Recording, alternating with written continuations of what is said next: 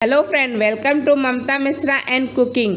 Friend, Diwali तो बीत चुकी है और बहुत अच्छे से हमने मनाया भी, पर त्योहारों का सिलसिला अभी ख़त्म नहीं हुआ है। अब आएगा छठ पूजा, भैया दूज, गोवर्धन पूजा। और आज गोवर्धन पूजा और भैया दूज दोनों ही साथ में है। दोपहर के बाद भैया दूज है और दोपहर से पहले गोवर्धन पूजा है। तो चलिए फ्रेंड, हम भाई दूज पे बनने वाली एक ख़ास रेसिपी दाल पूड़ी बनाते हैं। ये चने दाल से बनता है और बहुत ही स्वादिष्ट होता है। तो चलिए स्टार्ट करते हैं बनाना। दाल पूड़ी बनाने के लिए हमने दाल को 1 कप, इस कप से माप करके 1 कप हमने दाल लिया था। उसको 4 से 5 घंटे तक हमने भिगो के रखा था। देखिए, ये भीगने के बाद फूल के 1 कप दाल 2 कप दाल के बराबर हो गया है। अब हम लोग इसको अच्छी तरह से छान लेंगे, जिससे कि इसकी जितनी भी पानी है वो सब निकल जाए।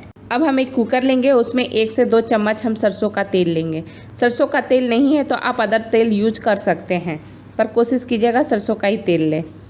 अब इसमें हम लोग थोड़ा सा जीरा है, ये चम्मच से हम 1 टेबलस्पून जीरा ले रहे हैं।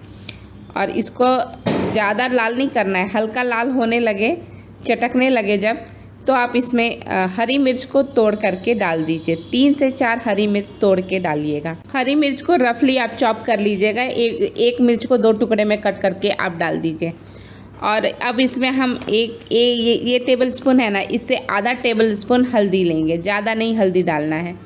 और अब हम चने का दाल को 1 से 2 मिनट हो गया चलाते हुए, अब चने के दाल को हम डाल देंगे। थोड़ा पानी भी जाएगा उसमें, कोई बात नहीं है, आप जाने दीजिएगा। पानी तो हमें डालना ही है इसमें। तो आप इसको अच्छी तरह से एक बार और अच्छे से चला लीजिए और 2-3 मिनट तक रुकिए। इसके बाद इसमें आप पानी ऐड कीजिएगा। पानी उसी मग से जिससे हमने चने के दाल मापे थे ना, उसी से माप करके 1 कप पानी हमने डाला है इसमें।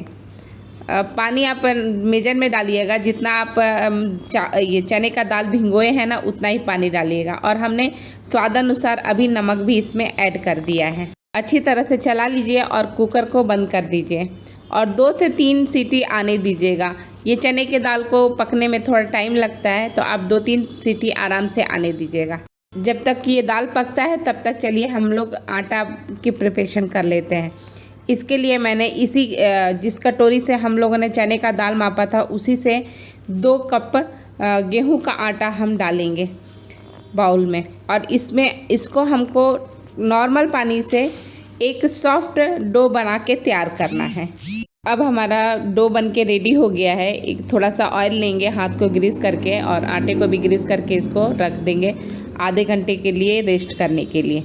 इसको ढक दीजिएगा आप। अब चलिए हम लोग चने का दाल को चेक करते हैं। हमारा सीटी लग गया है और भाप भी निकल चुका है, स्टीम निकल चुका है। अब हम इसको हाथ से दबा करके चेक कर रहे हैं कि कैसा बना है। देखिए, ये सारा का सारा हमने चने के दाल को एक दूसरे बाउल में छान लिया है, जिससे कि पानी ना रहे उसमें ज़रा भी। और इसको वापस से मैं उसी कुकर में डाल रही हूँ और अब इसको हम मसलेंगे, मतलब इसका एक थिक पेस्ट बना के तैयार करेंगे। तो इसके लिए हम लोग ये जो पोटैटो मैशर है ना, इसी से हम मैश करेंगे। देखिए, इसको अच्छी तरह से मैश कर लीजिए। और इसके बावजूद भी अगर आपको लगे कि नहीं हमारा अच्छी तरह से नहीं हुआ है, या एक 2 दाल है, तो इसको आप एक प्लेट में निकाल लीजिए या एक थाली में निकाल लीजिए और इसको थोड़ा थोड़ा करके अपने हाथ से अच्छी तरह से दबा दबा के, जैसा मैं आपको दिखा रही हूँ वैसे आप मसल लीजिए। एक बार में आप सारा मत लीजिएगा, थोड़ा थोड़ा लेके आप मसलेंगे तो आपको समझ में आएगा कि दाल है या नहीं है। अगर दाल नहीं है तो बस ठीक है, नहीं तो आप एक बार ऐसे ही थोड़ा थोड़ा दबा दबा के आप चेक कर लीजिएगा। क्योंकि अगर दाल रहेगा ना, तो वो पराठा फूटने का या फटने का डर बना रहता है। देखिए, अब हमारा ये बन के बिल्कुल रेडी हो गया है। हमने सब मसल के देख लिया है कि एकदम परफेक्ट है। अब इसको दूसरे कंटेनर में आप रख लीजिए। इसको उसमें से रख देंगे तो अच्छा रहेगा। 10 मिनट 5 मिनट इसको भी रेस्ट करने के लिए छोड़ दीजिए। और इसके बाद हम लोग भरने के लिए स्टार्ट करेंगे। इसको आप ढक कर रखिएगा, किसी बर्तन से या प्लेट से, किसी भी चीज़ से आप ढक करके इसको रख दीजिएगा। 10 मिनट हो गया है। अब हम लोग इसमें से जो पूरन बना हुआ है ना, इसको पूरन कहते हैं, जो हम लोगों ने दाल का बनाया हुआ है, इसमें से छोटे छोटे हम लड्डू के आकार का छोटा छोटा ही लीजिएगा, ज़्यादा बड़ा नहीं। आटा आप जितना बड़ा लोई लेंगे या पेड़ा लेंगे ना, उसके आधा ये लीजिएगा पूरन। तो ऐसे ही हम छोटे छोटे बना करके रख लेंगे। ये दाल पूड़ी जो है ना, बिहार और यूपी का ऑथेंटिक फूड है। ऐसे ही महाराष्ट्र में भी है, लेकिन उसमें थोड़ा शक्कर पड़ता है और उसको पूरन पूड़ी बोलते हैं। तो पूरन पूड़ी को भी मैं बनाना बताऊंगी आपको। आज तो मैं दाल पूड़ी बता रही हूँ क्योंकि भाई दूज है, और पूरन पूड़ी भी मैं आपको इसकी रेसिपी और कैसे बनाते हैं वो मैं बताऊंगी। ऐसे करके हम सारे का बना लेंगे। अब चलिए हम लोग आटा को चेक करते हैं। आटा हमारा बराबर है एकदम पूड़ी के लिए बनने के लिए। तो अब हम लोग थोड़े थोड़े आटा का भी एक लोई जैसे बना लेंगे, जैसे कि पेड़े बनाते हैं ना हम लोग बाकी पराठे का स्टफिंग के लिए और बाकी चीज़ों के लिए, वैसे ही। बस इतना ध्यान रखिएगा कि जितना बड़ा आप दाल के पेड़े ले रहे हैं ना, उसका डबल आटा का पेड़ा रहेगा, अर्थात आटा का पेड़ा का आधा स्टफिंग के पेड़े रहेंगे। आटा के भी सारे पेड़े ऐसे ही आप बना लीजिए। सारे पेड़े बनाने के बाद अब चलिए हम लोग चलते हैं भरने के लिए। तो एक पेड़ा हमने ले लिया है और इसको हम लोग थोड़ा सा सूखा आटा लगा लेंगे। सूखा आटा लगाने के बाद हम लोग इसको थोड़ा सा बीच में एक गहरा गड्ढा करेंगे, जैसा कि टोपी होता है ना वैसा हम शेप देंगे। और ये शेप देने के बाद आप इसमें जो हमने स्टफिंग के लिए रखा है ना, वो एक लेकर के इसमें डाल दीजिए और हल्का हल्का दबा दीजिए हाथ से। और किनारे पे आप जैसे दबाते जाएंगे तो इस तरह से किनारे किनारे तक भी आपके दाल नज़र आएंगे और रहेंगे। खाने में आपको बहुत टेस्ट आएगा। अब इसके मुंह को आप देखिए, इस तरह से जैसे मैं दिखा रही हूँ वैसे आप बंद कर लीजिए। चाहे तो ये छोटा सा आप कट करके निकाल लीजिए या उसी में दबा दीजिए, जैसा आपको लगे ठीक आप ऐसा कर सकते हैं। देखिए एक मेरा बन के रेडी हो गया है। इसको हाथ से दबा करके आप बड़ा कर लीजिए, थोड़ा सा बड़ा कर लीजिए और इसको हल्का हल्का ही बेलना है, ज़्यादा बेलना नहीं है। इसको सूखा आटा आप लगा लीजिए और फिर इसको हल्का से आप थोड़ा इस पे भी आप प्रेस कर लीजिए, ये पे चौकी पे भी।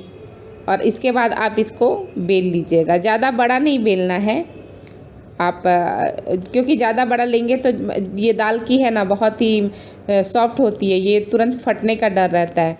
तो आपको ज़्यादा बड़ा नहीं बेलना है। हाँ, अब आप बेलन से इसको थोड़ा सा बड़ा कर लीजिए और बहुत आहिस्ता आहिस्ता बेलन चलाइएगा, ये बहुत जल्दी फट जाता है। तो इसका आप ध्यान रखिएगा कि ज़्यादा बड़ा नहीं करना है। देखिए एक मेरा बन गया है। अब मैं आपको इसको दिखा रही हूँ कि ये कितना पतला है और कैसा रहता है, ये देखिए। और इतना पतला होने के बाद भी फूलने में कोई कॉम्प्रोमाइज़ नहीं होगा। ये देखिए एकदम से है ना, आपको दिखाया मैंने। अब चलिए ऐसे ही आप करके सारे के सारे जितने भी हैं सबको आप भरते जाइए और बेल लीजिएगा और बेल के तैयार कर लीजिए। देखिए ये सारे बन गए हैं। अब हम लोग कच्चा पक्का इसको सेकेंगे, यानी आधा कच्चा आधा पक्का। एक तवा लिया है और जब तवा गर्म हो जाए तो उसके ऊपर एक रोटी डाल दीजिए और ज़्यादा इसको पकाना नहीं है, हल्का ही सेकना है। दोनों साइड पे हल्का हल्का चित्तियाँ आने लगे, जैसे वो थोड़े से आते हैं ना वाइट वाइट से चित्ती, वैसा आने लगे बस आपको पलट देना है। और इस तरह से आगे पीछे दोनों साइड पे इसको आपको सेक लेना है। एक साथ ही आप सारे जो ये है ना दाल पूड़ी के पूड़ियाँ सारी एक साथ आप सेक लीजिएगा और उसके बाद आप तलने के लिए जाइएगा। ये देखिए एक मेरा हो गया है। ऐसे ही मैं बाकी के भी जब सारे सीख जाए ना तो इसके बाद आप चलिए अब हम तलने के लिए चलते हैं। तलने के लिए एक कढ़ाई लिया है। कढ़ाई को अच्छा गर्म हो जाए तो सरसों का तेल इसमें डाल दीजिए। सरसों का तेल नहीं है तो कोई बात नहीं, आप दूसरे ऑयल का भी यूज कर सकते हैं, लेकिन सरसों के तेल में ज़्यादा अच्छा टेस्ट आएगा। अब एक एक करके एक एक पूड़ियाँ आप इसमें डालिए। देखिए कितना मस्त कितना बढ़िया फूल रहा है। इसको दोनों साइड पलट करके आप अलट पलट करके दोनों साइड में आप अच्छी तरह से तल लीजिए। और इसके बाद आप इसको एक टिश्यू पर ही निकालिएगा, क्योंकि टिश्यू कैसे जो एक्स्ट्रा ऑयल होता है ना उसको ऑब्जर्व कर लेता है। ये देखिए मेरा पूरा अच्छा लाल हो गया है। अब मैं इसको निकाल लूँगी टिश्यू पे। ऐसे ही करके आपको जितनी भी पूड़ियाँ हैं ना सबको तलना है। मैं सेकंड वाली को भी दिखा रही हूँ आपको कि कैसे तल के कैसे हो रहा है।